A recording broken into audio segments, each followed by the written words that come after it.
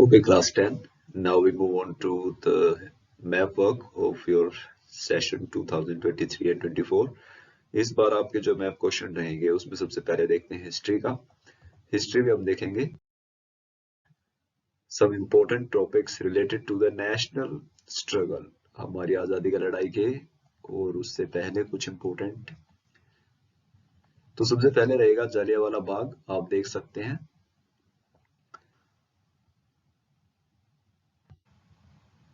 मासाकेर जहां पर हुआ था, जनरल डायर ने गोलियां चलाई थी निहत्थे लोगों पर और जिसकी वजह से पंजाब में काफी हिंसा हुई थी। इसके बाद बात करते हैं चंपारण गांधी का सत्याग्रह, 1917 का सत्याग्रह यहाँ पर हुआ था। 3 मार्क्स का क्वेश्चन भी आपसे पूछा जाएगा, चंपारण, खेड़ा और अहमदाबाद सत्याग्रह। तो सेकंड सत्याग्रह का पार्ट रहा अहमदाबाद और खेड़ा। तो चंपारण और खेड़ा 1917 के रहे, अहमदाबाद 1918 का सत्याग्रह रहा महात्मा गांधी का, जिसने महात्मा गांधी को पूरे भारत में प्रसिद्ध या फेमस कर दिया, एक राजनीतिक चेहरा प्रदान किया गांधी को, जिसने आजादी की लड़ाई को आगे बढ़ाने में एक इंपॉर्टेंट रोल प्ले किया, जिस अब चैप्टर में आपने देखा है। फिर आपने देखा दांडी, दांडी सॉल्ट मार्च, यहाँ से स्टार्ट हुआ। सीडीएम, सिविल डिसोबीडियंस मूवमेंट, ये भी काफी इंपॉर्टेंट है, 5 मार्क्स का क्वेश्चन आपका पुटअप होता है। यहाँ से आपको बताइए साबरमती से दांडी की यात्रा गांधी ने की थी। इसके बाद आता है नागपुर सेशन, कांग्रेस ने नागपुर सेशन यहाँ पर किया था। और इसके बाद आता है आपका मद्रास, ये 1927 का सेशन है कांग्रेस का। ये इंपॉर्टेंट टॉपिक्स रहे हैं, नागपुर और एक कैलकाटा।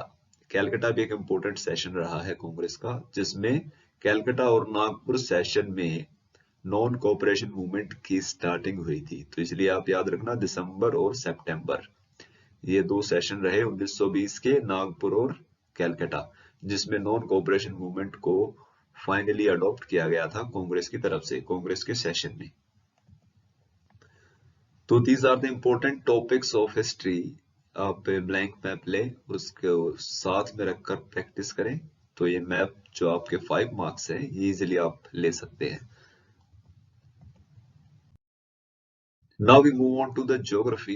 इन ज्योग्राफी आपका फर्स्ट रहेगा, वो रहेगा मेजर सॉइल टाइप, जो मैप यहाँ पर आपको नहीं दिखाई देगा। सॉइल टाइप आप अपनी बुक से देख सकते हैं, जिसमें आपको दिखा देता हूं मैं।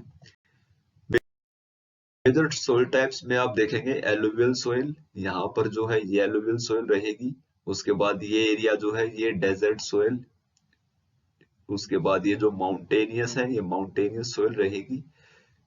ये इंपॉर्टेंट सॉइल्स हैं जो आपको याद रखनी है। एक तो सबसे ज्यादा स्प्रेड हुई, वाइड स्प्रेड जो हमारी सॉइल है, एलुवियल। उसके बाद जो राजस्थान में, गुजरात के कुछ हिस्सों में पाई जाती है डेजर्ट सॉइल, और पहाड़ों पे जो पाई जाती है mountainous soil. These are the 3 important soil जो आपको याद रखनी है मैप लोकेशन के लिए। चैप्टर 3 के मेजर डैम्स हम देखते हैं जो आपसे पूछे जाते हैं, जिसमें सबसे पहला आता है सलल। सलल आप देख सकते हैं जम्मू कश्मीर के इलाके में है।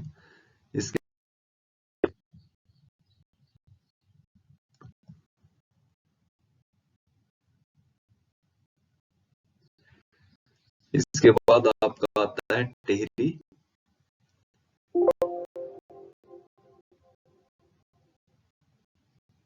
टिहरी डैम के बाद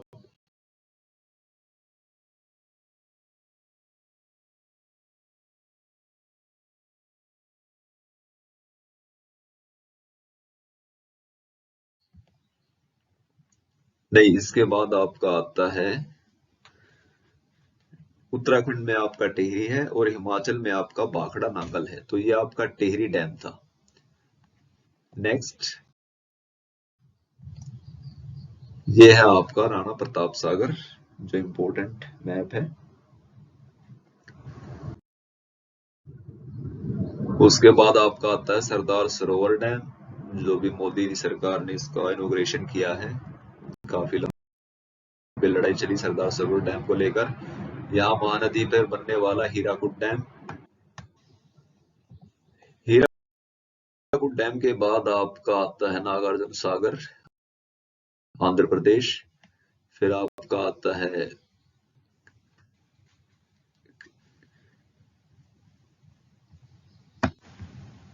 तुंगभद्रा, तुंगभद्रा नदी पर बना हुआ डैम, कर्नाटका। तो ये आपके मेजर रहे सलल जम्मू कश्मीर में, भाखड़ा नांगल बॉर्डर पर हिमाचल और पंजाब के, उसके बाद टिहरी उत्तराखंड का, राणा प्रताप सागर राजस्थान का, सरदार सरोवर गुजरात का, नागार्जुन सागर कर्नाटका का, तुंगभद्रा आंध्र प्रदेश, हीराकुड उड़ीसा। सो ये इंपॉर्टेंट मैप्स हैं जो आपको लोकेट करने हैं, जिसमें आपको डैम्स दिखाए गए हैं। अब बात करते हैं एग्रीकल्चर की। एग्रीकल्चर में आपसे पूछा जाएगा major producing areas of rice. तो राइस आपको देख सकते हैं पर हमारा राइस जो है मेजर प्रोड्यूसर तो उसका है वेस्ट बंगाल, लेकिन ये पंजाब हरियाणा यूपी और कर्नाटका आंध्र प्रदेश इस साइड तमिलनाडु यहाँ पर भी काफी उगाया जाता है। तो ये सारा एरियाज जो है जहां पर आप देखोगे बाढ़ वगैरह ज्यादा आती रहती है वहां पर आपको राइस दिखाई देगा। और इधर पंजाब और हरियाणा के इलाकों में आजकल आपको पता ही है पराली जलाने की जो प्रॉब्लम्स होती है, तो राइस प्रोडक्शन यहाँ भी काफी अच्छा होता है। तो these are the major rice producing area and the top producer of rice, सबसे बड़ा प्रोड्यूसर वो है वेस्ट बंगाल। व्हीट के मामले में यूपी नंबर 1 है, और यूपी के बाद आपको पता है हरियाणा पंजाब, ये सारी बेल्ट जो है ये गेहूं के लिए जानी जाती है नॉर्थ इंडिया की। इसके बाद मिलेट्स। मिलेट्स में आप देखेंगे ज्वार रागी और बाजरा। तो ज्वार आपको दिखाई देगी महाराष्ट्र में, बाजरा राजस्थान और रागी कर्नाटका। ये मिलेट्स जो अभी मिलेट्स का एक ईयर भी मनाया जा रहा है मोदी सरकार की तरफ से कि मिलेट्स को बढ़ावा दिया जा रहा है। ये काफी इंपॉर्टेंट क्रॉप्स होती हैं क्योंकि बहुत कम पानी इनको रिक्वायरमेंट होता है और इनमें न्यूट्रिशन काफी अच्छे होते हैं। तो क्वेश्चन में आपसे पूछा जाता है कि कौन सा मिलेट न्यूट्रिशन के मामले में सबसे टॉप है, तो रागी सबसे टॉप है जो कर्नाटका की मेजर क्रॉप्स है। तो हमारे यहाँ पर भी ये खाए जाते थे शुरुआत से ही, लेकिन बाद में गेहूं और राइस का प्रोडक्शन हुआ तो हमने इनको छोड़ दिया। लेकिन ये काफी इंपॉर्टेंट डाइट में होते हैं हमारे, जो ब्लड शुगर और हमारी न्यूट्रिएंट डेफिशिएंट को कम करने में हेल्प करते हैं।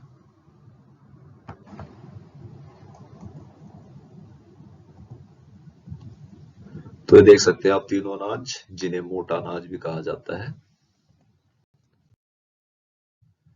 Now we move on to the maize. मक्का जो है वो आपको मिलेगा आंध्र प्रदेश की साइड में सबसे ज्यादा। पल्सेस दालों के मामले में मध्य प्रदेश टॉप पर है, sugar cane Uttar Pradesh, tea Assam, coffee Karnataka,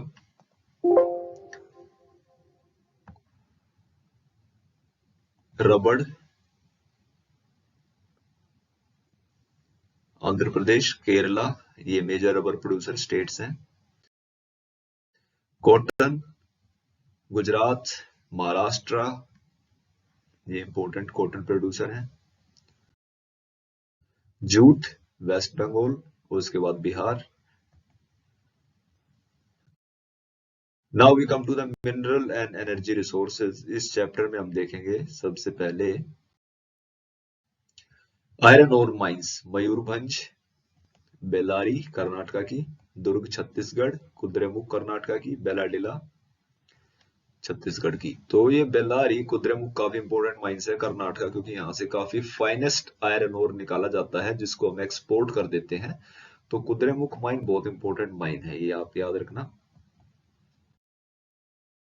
coal mines में सबसे पहले देखते हैं रानीगंज, तलचर, बोकारो, नेवेली।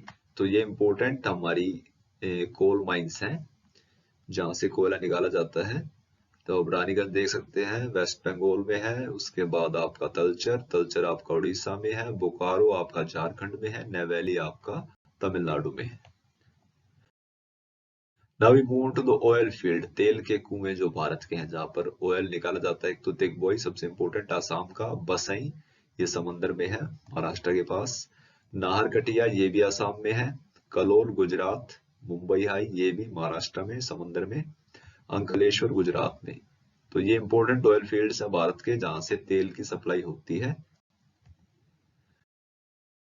अब पावर प्लांट की बात करते हैं। पावर प्लांट में सबसे पहले आता है थर्मल पावर प्लांट। वो पावर प्लांट जो कोयले या पेट्रोल डीजल से चलाए जाते हैं। तो नामरू, रामगुंडम, सिंगरौली, ये मैप प्रैक्टिस आप करते रहना साथ साथ। मैप्स में सबसे इंपॉर्टेंट होता है स्टेट्स का, अगर आपको पता हो तो आप इजीली लोकेट कर सकते हैं।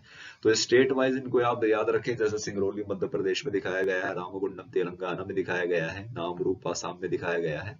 सो इस तरह से स्टेट्स के नाम अगर आपको पता होंगे तो बेटर रहेगा आपकी प्रैक्टिस के लिए। Now we come to the nuclear power plant, जहां पर एटम से या न्यूक्लियर से बिजली बनाई जाती है। तो नरोरा यूपी का इंपोर्टेंट पावर प्लांट है, तारापुर महाराष्ट्र का, काकरापाड़ा गुजरात का, कलपक्कम तमिलनाडु का। ये काफी इंपोर्टेंट न्यूक्लियर पावर प्लांट है जो भारत की बिजली की सप्लाई को देखते हैं। अब बात करते हैं मैन्युफैक्चरिंग इंडस्ट्री, जिसमें कॉटन टेक्सटाइल इंडस्ट्री हमारी सबसे इंपोर्टेंट, मुंबई आप सबको पता ही है, फिर इंदौर का नंबर आता है, फिर सूरत गुजरात, फिर कानपुर यूपी, कोयम्बटूर तमिलनाडु।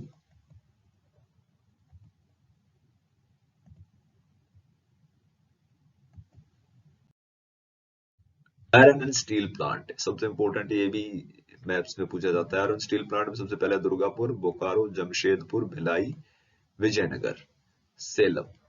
तो ये देख लीजिए आप, दुर्गापुर, बोकारो झारखंड का एक इम्पोर्टेंट पावर प्लांट है।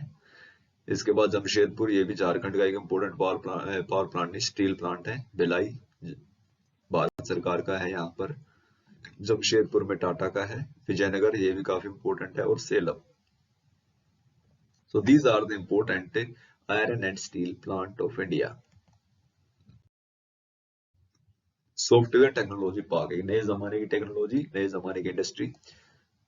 Noida, Gandhinagar, Mumbai, Pune, Hyderabad, Bengaluru, Chennai, Thiruvananthapuram.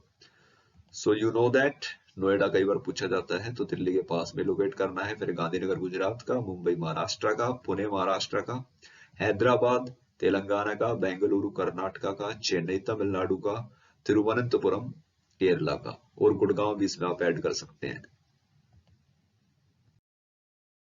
Now we come to the lifeline of national economy, chapter 7 के मैप पर को हम देखते हैं। सबसे पहले मेजर पोर्ट्स आप देखेंगे। सबसे पहले वेस्ट कोस्ट पे हमारे कौन कौन से पोर्ट है? कांडला गुजरात का, मुंबई इंपोर्टेंट है, सबसे बड़ा है।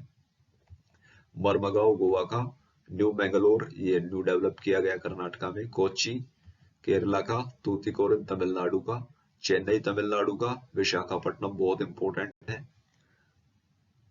Andhra Pradesh, Paradip Orissa, Haldia West Bengal. So these are the important ports of India. Now we come to the international airports. Airports में हमारे पास है अमृतसर का राजा सांसी, दिल्ली का इंदिरा गांधी, फिर कोलकाता का नेताजी सुभाष चंद्र बोस, मुंबई का छत्रपति शिवाजी, हैदराबाद का राजीव गांधी, और चेन्नई का Meenam बक्कम। So these are the important international airports of India. So you see that ये जो important मैप टॉपिक्स आपने किए हैं ये विदाउट प्रैक्टिस बेकार हैं, तो इसलिए आप जितनी प्रैक्टिस करेंगे उतना बेस्ट है, क्योंकि 5 मार्क्स है, फ्री के हैं, आपको कुछ लिखना नहीं है। On the basis of location you get 5 marks easily. So practice कीजिए इसकी, ये वैसे भी आपके काम आएंगे जनरली।